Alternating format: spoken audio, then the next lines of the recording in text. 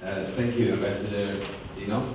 Paxton Baker, friend of mine. I got to know Paxton through connectivity. There was a gentleman, an artist by the name of George Duke, who told me that one day, you need to know this guy, this gentleman in Washington, and his name is Paxton Baker. Paxton Baker is started all the way from down there. He's also, we talk about nationalism. He's the owner of the national baseball team in Washington. And so we can talk about nationalism, and he can also probably share with us his experience about how he became Paxton Baker. Thank you. It's my honor to be here this afternoon. I want to thank the ambassador and his wife Rosa, my good friend Peter Gantha, for welcoming me here. When I woke up this morning, I didn't know I was going to have the honor to address you.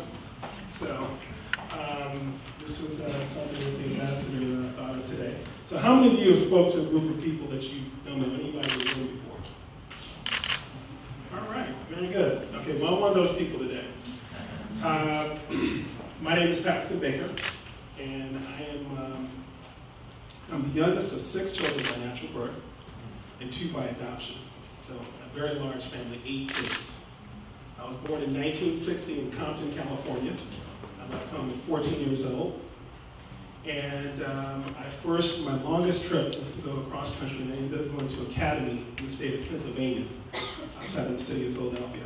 And I studied there for a year. Got home for the summer, and as I was the youngest and last to leave home, my father was from the state of Oklahoma, my mother was from Louisiana. They decided to buy some land in Arkansas, which is in the southwest of the United States. And I ended up moving out to Arkansas. It was the first of many, many journeys for me. I've now lived in 11 different states in the United States. I live in Maryland now. This is my 11th state, so I can very much consider myself an American. I've lived across the southwest, the southeast, the northeast, and lots of the country. So I've got a chance to see a lot of my country. I state that because I'm hearing for the bit of the part that I can kind of glean today, the whole piece about nationalism, is I think it's important to actually understand where you're from and what your country is.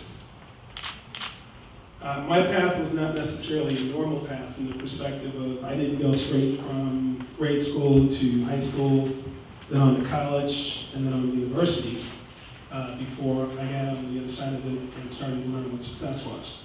My path was not that. As I left home at 14, I got a chance to get a taste of what it was to be on my own and to be able to make my own decisions for myself. And all of those decisions weren't necessarily the best decisions. So I found myself early on, for high school in particular, I didn't go straight through high school. I ended up dropping out of high school a couple of different times before I ended up going to what's called junior college or 2-year college in the United States. And after junior college, I paused, went out and worked, tried to find my way, and then I decided at that point to go to university, and I went on to get a bachelor's degree. A lot of young people go straight through and then make their path on the other side of it. I say this, there's a number of different paths to success, and for success, everybody doesn't follow the same path. For each of you, you find something inside of yourself which will help you learn to trust yourself and become your own inner guide. For me, everything in my life starts with my own mental attitude, and what I would call a positive mental attitude, and that is by controlling the thoughts inside of my own brain. There are so many things in life that are outside of your control. The weather, your own health a lot of times, how people perceive you. But to me, the important thing is what you think about yourself inside yourself by way of starting your own particular path for yourself. So I would call it positive mental attitude. On the other side of it, one of the other things that you can work at controlling is your own health. And that is what I would call sound physical health. And that is by being fit, that is by exercising, that is by taking good care of yourself. And I've found for myself that the healthier I am, a lot of times the healthier that my thoughts are. And that's important to me. One of the other pieces that Peter said when he introduced me was connectivity. And I would call that basically harmony in human relationships. And that is by developing friendships, developing relationships with yourself, and you will find that over time, it's something you can look back and When you get to your 50s, you can say, wow, I've known somebody for 20 years, for 30 years. You can meet somebody a year ago, develop a good friendship with them. And for me, one of the greatest wealths of my life have been the relationships that I've been able to build over time. When people meet you for the first time, when you can turn and look at other people and say, this is somebody who's known me for 10 years, this is somebody who's known me for 20 years, this is somebody who's known me for 15 years, and everybody pretty much has the same thing to say about you, and that is that you're a fair person, that you're an honest person, that you keep your word, that you don't make promises that you can't fulfill. Sometimes even if you say something and you can't do it, you come back to them and you say, this is why I can't do it. Everything that you'd like to set out to do for yourself, you can't necessarily achieve. Honesty and candor and frankness for me are being able to go back to somebody and say, hey, I'm not going to be able to do that, but here's the reason why. I'd like to be able to do it, but I want to explain to you why I can't do that. On the other side of it would be something very simple, and that is basically treating other people like you'd like to be treated by way of simple courtesies. I said that I was born in 1960, and in my country, my life in the 60s was a lot different than what life is now. A number of you have been discriminated against in this country because people don't perceive you to be an American, or people don't perceive you to be like they are. When I was younger, I faced a lot of that. It's nowhere near as bad now as it was when I was a young person in the 1960s. I'm old enough to remember in my own country when water fountains said white on it, water fountains said colored on it, and as a person of color, you could not drink at that water fountain. I'm old enough to remember that in this country. I'm old enough to remember my parents not being able to vote. I'm old enough to remember not being able to go to the same schools that other people were allowed to go to. And now, in this country, it's not based on color, it's based a lot of times on economic differences. But as somebody who's achieved a lot of those economic milestones, a lot of the doors that would have been closed to me when I was younger are now open to me. But I remember what life was like when I wasn't able to go in those places. When I couldn't have been able to have afforded staying in a nice hotel or flying first class on an airline. I remember that very, very well.